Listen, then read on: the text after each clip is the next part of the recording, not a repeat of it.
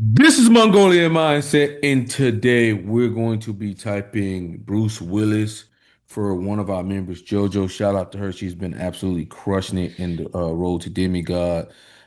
She started slow, but when she got it under her belt, man, she's been knocking out every month hardcore. So it's absolutely my pleasure to do this typing for you today, guys. You guys know we use Linda Barron's interaction styles and temperament combined with cognitive functions. We have a breakdown of all the metrics, and we also have the cognitive functions as well. And we do have the one by one, and we do have a master video. I think that's going to be the best that you get when it comes to breaking down the cognitive functions. But if you want a little bit more, you can join our Demigod Dojo where we have all of the material broken down from the easiest to the more challenging stuff, and you can work aside our practitioners and communicate with them and ask like what they're seeing, what I'm seeing, and stuff of that nature. Right? It's a way to really increase your knowledge very fast. Okay. Um, and if you want to recommend someone for us to type, you can either drop a comment for it. We love the comments, but generally speaking, we're going to focus on those who boost our server, right? They get first come, first serve. If we get bored and we see a good comment in there, we might grab it, guys. So we're gonna be doing Bruce Willis today. Is there anything you want to say about Bruce Willis? I know he's in a couple movies. I know he's kind of his health is declining. That's the Yeah, sad life for everybody. frontotemporal dementia. It's pretty bad. Now he's nonverbal and uh, Pretty tragic. I mean, he was in some iconic films. Um, and yeah, it's started to see his decline in recent years, but he was a hell of an actor. Yeah, yeah. I think he's one of the greats up there with Sylvester Stallone, Arnold, those He's guys. kind of in that Mel Gibson lane. Yeah, yeah. He Is kind of reminds I me of, think he was kind of more comparable to him yeah. But I was just saying, like during the time from the period, roles. they were pretty much running the things during the yeah. action movie scenes. Uh-huh. So For sure. He was definitely the badass in most of his films. yeah, yeah. All right, so guys, we're going to go and see what they have at personality dummy base, right? The dummy base. Dummy base has Bruce Willis as a ISFJ Hmm. with 89 volts. ISTP is second, guys. Okay, so let's look at the chart here. So ISFJs are informing, they're responding, they're outcome, they're affiliative, they're systematic, they are concrete, they're TIFE, and they're SINE. So when you're looking at direct versus informing, you really want to look at, does this person preferably use closed communication, right? Is this person specific, concise, and to the point? Does it feel as though this person is driving down when they speak? Okay. While informing is more beating around the bush, extra wordy. Sometimes they play Blues Clues. You got to figure out what they're saying. Sometimes they can just give you too much information, right? They want you to buy into what they want, okay? Generally speaking. Then you have initiating versus responding. I think is probably the worst metric, right? But generally speaking, people who initiate will just change the topic more. Or they may initiate something, cut people off a lot of times, but I don't really like that metric, especially in interview settings. But generally speaking, from Dario Nardi's brain research, extroverts have more brain wiring to the front of the brain, so it's easier for them to get information out. While the responding people, they generally dig into topics and keep going further and digging into more and more, instead of like changing it. But that's because the brain wiring goes to the back of the brain, right? So the information has to travel a little bit longer. Then you have process versus outcome. So basically, it's this person journey focused, right? Are they listening to steps, right? Are they more excited about the process of the things, right? And this is primary than secondary, right? All these metrics are primary and secondary. Or are they more focused on the result, right? Do they get energy from the result? So generally speaking, when they're talking, they're going to be listing the results and not the process, right? Process people are going to be giving you more information on the process because they believe the process is the most important. Their journey focus. So you'll see that, okay? Then you have affiliative versus pragmatic, okay? Is this person about cooperation, generally speaking. Is this person about interdependence? Generally speaking, the collective, right? Or is this person more utilitarian, right? Ends justify the means. Um, Tend to be a contrarian. They're gonna be pragmatic. Okay, then you have systematic versus motive. Me and John talked about this, and we may be changing the way we say this. It's gonna be interesting.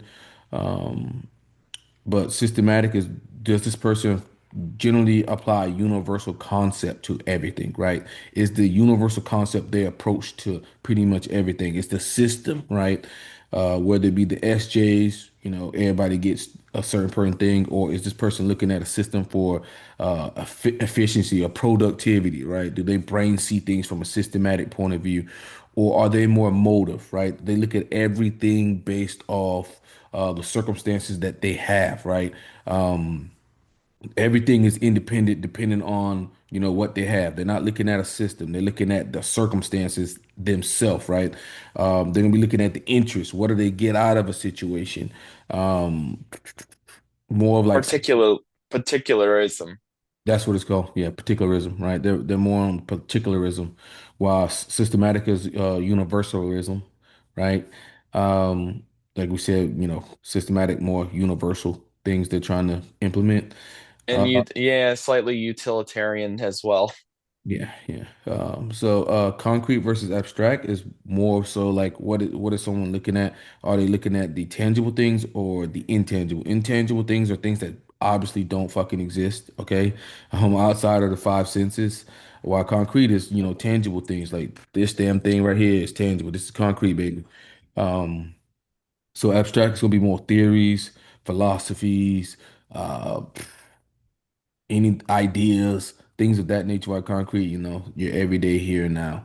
Then you have TE and FI, evaluating and judging, right? TE is about fucking just getting things done from an efficiency, effective point of view, using outside systems, reading books. Reputation is TEFI just in general. Then FI is about authenticity, remaining true to oneself. Um, Exploring your emotional depth, right? Keeping your identity consistent with who you are, right? And keeping that inner harmony, right? While TIFE is more about understanding, FE is about understanding people. So they're gonna be, looking for that outside harmony, not inside harmony. They're gonna be more empathetic, more to put other people before themselves, be able to read the room, that type of thing. And then you have TI, which is just syllogistic logic deductions, using their internal consistency, making sure that it is consistent. If this, then that. The premise works throughout. Then you have SE and NI. SE is all about being in the moment, taking action. Um, they're going to be looking for objectable facts, right? Something that we all can agree on. So they're going to be other referencing when they speak. And then you have NI, which is about foreseeing, I say synthesizing, knowing what you want, your vision, what will happen is the most important thing to NI. What will happen, remember that. And then SI is about self-referencing. It's about homeostasis. It's about reviewing the past to see what worked in the past. It's also going to, I like to sometimes say that they talk from basically the movie is their movie, right? It's first person perspective. And then you have any, which is all about, ideas, brainstorming, connections, patterns, um, what could be, right? Expanding, an idea to the next, right? While NI is going to be shrinking that motherfucker down. Okay, synthesizing. All right, so comment below what you think Bruce Willis type is, and if you learn anything from me breaking down those, we do that so that even if you're a new beginner, you kind of got an idea of what we're looking for in these videos. It's very important. So give us a like for that.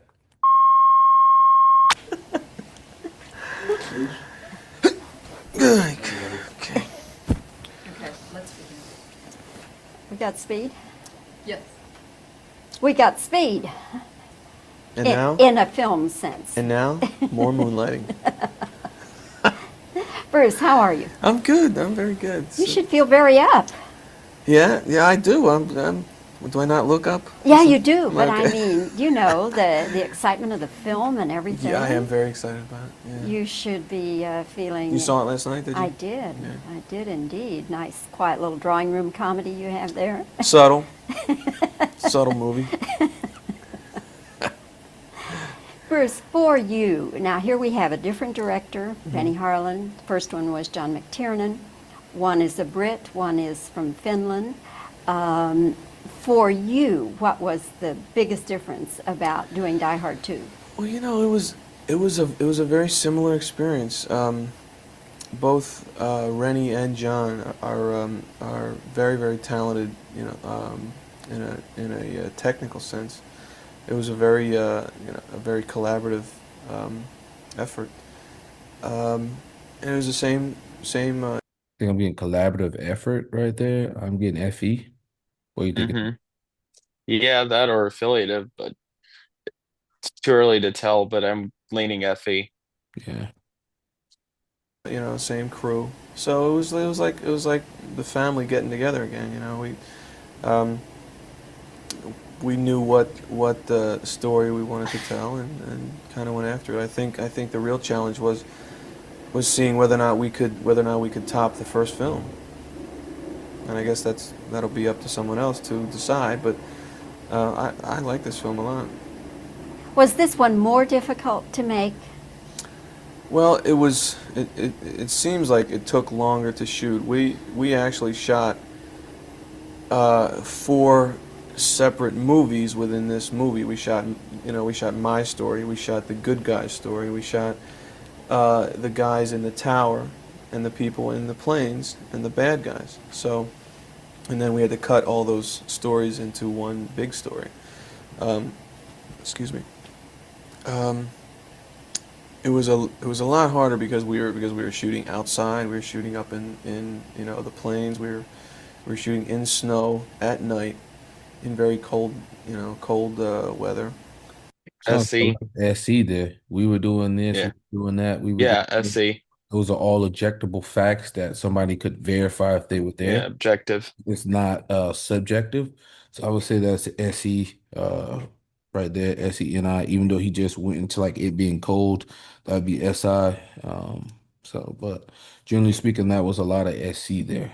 And it seemed like he was giving us the process Yeah, it uh was process. with the Yeah, movies because he said this part, this part. that part, and all into one. Yeah. But all that's you know, behind us now, so it's easy to say, it wasn't that bad. Do you think that your stunts were harder, or do you feel you took more risks this time? I don't know if I took more risks. I mean, I think some of the other people who you know, worked on the film would say that I took more you know, risks. I like to do as many stunts as I can. I think that it just adds to the quality of the film. If you know, if the audience sees me in there, you know, some things they just wouldn't let me do. But I have a very talented stuntman named Ki Johnson, who actually jumped out of a helicopter onto the wing of a 747 while it was taxiing down the runway in the snow. He's a brave kid. How many times? Sounds pretty SC there. Mm-hmm. Talking about the stuntman, what the stuntman did, right? Yeah. Times did he do that? I think once. I think he did that just once. He just did it very well. But was there anybody saying, you can't do that? No one said that. We had to rent our own 747 because no one would actually let us do it with their 747. But I mean, I love that stunt. I think it's one of the most exciting stunts in the film. No, there were. We took a lot of chances with this. I mean, there were. I think all the action in this thing is. I'm getting a lot of I think. I don't like to jump on that, but I think this guy's TI. Heightened. You know, there's just, you know, more stunts, more explosions, more wild things happening on screen. Bruce, had Die Hard 1 not been the mega hit it was, how would that have affected your career? I don't know. I might be tending bar now. I might have to gone back to my old day job. I don't know. I don't know. I haven't really thought about it. About what would have been if if this hadn't happened. I really try and stay in the present as much as I can and I deal think with he's rejecting. I Any really tried to stay in the present, and he's rejecting the any there, guys. He is rejecting the any here, right? Yeah, I try to stay exactly. in the present. You can't get more SE than what he just fucking said. job. I don't know. I don't know. I haven't TI. really thought about it. Hmm. About what would have been if this hadn't happened. I really try and Yeah, stay in the present as much as I he's can and rejecting any. deal with what's happening now, and that keeps me pretty busy. But you do feel that Die Hard. And in the moment, so we're going to go ahead and just gonna kill SE based off Yeah, we know that's correct. yeah, and direct. And knock off direct too. So And knock off direct. yeah, okay. We'll go and hit direct and then that one. SE. Oh shit, I Well, gotta circle I it. guess that works. It's at least it's a totem. Yeah. I gotta listen to Guitar man. He's got almost 2 million subs. I'm gonna listen to him.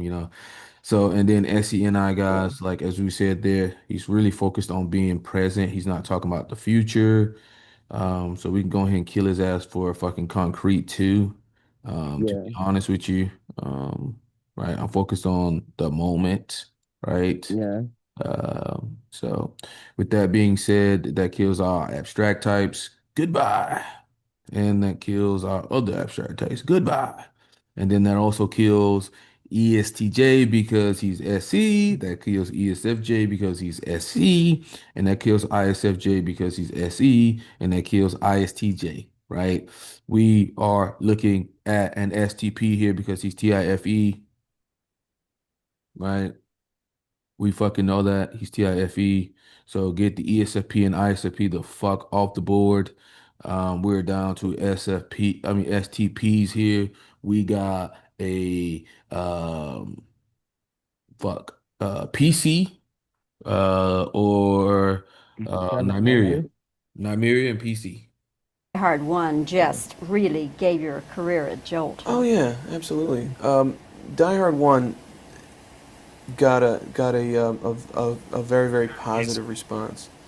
A lot of people saw that film in alternative markets, HBO, VHS, and I think all those people who saw that at home were very surprised by it and said, "This is a really good hmm, film." And I think those people are now going to want to see this film on the big screen, simply because it's just a much different experience seeing it in a theater than it is seeing it at home. I would say right there, he just walked you through the process there to yeah, how he got there again. That's process. So yeah, we got ISTP here. yeah. Indeed. Bruce, we've used up all our time, but congratulations on the film. Thank you very I much. think it will do just dynamite Thank business you. Nice for to you. see you again. And I'm sure your banker's going to be very happy. Okay. Okay, let's begin. We got speed? Yes. We got speed. And now, In a film sense. more moonlighting. Bruce, how are you? I'm good. I'm very good. You So- should I feel think very it's up. doing the same interview Yeah, I It's not do. the same interview. Okay, so from a different angle. yeah, yeah.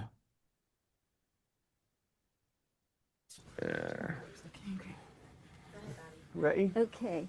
Well, Bruce, I just said you ought to be at the top of your form and the top of your happy cycle because you got everything going for you. It's hard to complain, Bobby. I tried the other day for a couple minutes to think of something to complain about, and I couldn't come up with anything. Maybe your food I wasn't think that's cooked. like some fucking self-deprecation human there. Yeah, Uh, that's I think definitely. sometimes ISTPs try to shit, man, or just in general, and I'm like, bruh, sometimes like, bruh, stop. To order or something. Well, yeah, even that. I used to wait tables, so I'm a very patient consumer. Let's talk about this role you have in Pulp Fiction. One thing that fascinated me right from the beginning when we see you, you sit there for the longest time. 4 minutes. Is that how long it is? Now, was that a continuous thing, the It way was they... one take. That was the only take we shot of that. Quentin knew he was going to do that. It was actually in the script. It was part of the stage directions in the script that he's just going to stay on a, medium shot of me sitting there listening. It's such a fascinating effect in the film too, because you would think that, the question is it hold? Is it going to hold? Is it going to be interesting to watch? And what it does, it just sucks the audience right into it, because all of a sudden you just look at my eyes and see what am I thinking, what am I doing, and that's right where Quentin wanted you. He wanted you to get inside of my head, and he did it with the camera. And how did he prepare you, or how did you prepare yourself? I knew I had to sit still. He told me what he was going to do, and I said, okay. And I just knew that I had to. I think that this is probably one of the most controlled performances that I've done. I really worked on. I mean, there are times when it's completely out of control, and when the things that I do are really out of control. But for the most part, it's a very romantic role, and I don't know how you reconcile romance and violence in the same character, but it's a weird combination of, I mean, the whole film is that. The whole film is a strange combination of humor and violence and things you go, oh God, I don't want to look at that. But it's like watching a car accident. You just can't help it. You can't help but watch. And then sometimes with the humor, you think, how can I be laughing at a moment like this? I mean, somebody's getting wasted. But you laugh in spite of yourself. You laugh in spite of yourself, and that is the mark of a great storyteller, a great filmmaker, is that he can manipulate the audience to be laughing when you should be feeling sorry for that kid that just had his head shot off, blown off, and yet you're laughing because John and Sam are talking about the interior of the car and the big mess they just made. It defies easy description, don't you think? Oh, very much I have no idea what this film is about, and I know you'll figure it out someday. Well, the next time you see me, you can tell me what it's about. How would you like to be the critic who has to explain this to people? Maybe that's the explanation. Maybe you say, we can't explain it, just go see it. I mean, but it's not for everybody, Bruce. You shouldn't advise everybody. I disagree. I think, John Travolta's dad was, I think, 82 years old, came to see it the other night, and he loved it. And I know young kids are going to like it. I mean, But his son is in it. That's a different spin. Yeah, but he was laughing at other stuff that, besides what... I'm just saying that there are some very human elements in it and some human themes in it that I think cross over. Well, we have used up all 3 minutes. Well, you can ask me another question if you have one, Bob, No, if you haven't prepared. no, because others are waiting. I don't ask for special it's always privileges. a pleasure to talk to you. Thanks, Bruce. Good to see you. But she's affiliative as all hell. Yeah, She's affiliative as all. he's probably Wait, SJ. Huh? She's all SJ going, He was how getting can you on. dare see that? Yeah. How dare you say everyone should see that? Yeah, and he was like, he put some FE on it. You saw that? Yeah. Because Yeah. sometimes when you don't put FE on some shit, people don't take it the right way. But he knew exactly how to word it with some FE on it, so it didn't. Sometimes it's about how you say things, not what you're saying. A lot of times, Yeah. if you want people to take it well or good at all, it's about how you say it. You get so many Yeah. people crying about like, oh, these people not taking my words or anything like that. They're coming for the messenger, not the message. It's like, bro, work on your fucking delivery with FE. Okay. So yeah, pragmatic. We're going motive. He's motive. Okay, by default, he's motive. We are going responding, and we're going process. We're going Bruce Willis ISTP. He's going to the ISTP clan. Um, Great to get another ISTP, right, Zara? Yep. Yeah, really get him. Shout out to JoJo for giving us an ISTP. I think we typed Stallone, we've typed Arnold, we've typed Bruce Willis, so that's cool. ISTP, Enneagram, we're going 8, Yeah. 8W9, Yeah. SP, SO. Yeah. Yeah. Subtype, Exactly. what are we thinking? I would go dominant normalizing. DN Yeah. and above I would average, say above average. Yeah. above average. Shout out to the ISTPs and oh, that's the Christian clan. The Christian clan. I forgot about that. The Christian clan. The ISTP, the Christian clan. All right, guys. So that was a fun one. Shout out to JoJo for giving us Bruce Willis to get on the channel. Yeah. If you want to suggest someone for us to type, you got to join the Discord and boost the server. That's how you'll be 100% able to suggest somebody. And if not, you can post some people in the comments, and eventually will pull somebody. Okay. Is there anything you want to say about Bruce Willis? Anything we learned from this? Um, Not too much, but yeah, it's he. I mean, like in towards the end of the clip, people can take a few nuggets from that, especially when an SJ's Grilling you. grilling you. Yeah. You, FE is the way out of that bind. Yeah, yeah. I think maybe that was SE Critic she was getting on him with. Like this Yeah, ain't appropriate. This ain't appropriate. It ain't appropriate for probably most some people to see that movie. So it might have been probably yeah, probably ESFJ or Yeah. ESFJ or EST. ESFJ. Yeah. One of One the of those.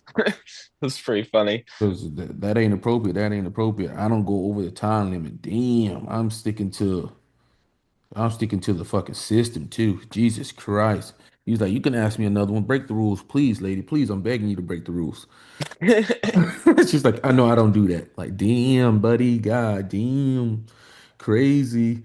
But if you guys notice anything, it's just sometimes you gotta understand how to get people to listen to your message. And I think a lot of people with low FE screw that up quite a bit, while the people with higher FE, or some of the FE users like Bruce Willis, who've been living long enough, know how to say it the right way.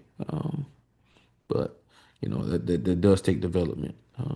So yeah, man, that was a fun one. Me and Zara catch you guys on the next one. Peace out, guys. We're out.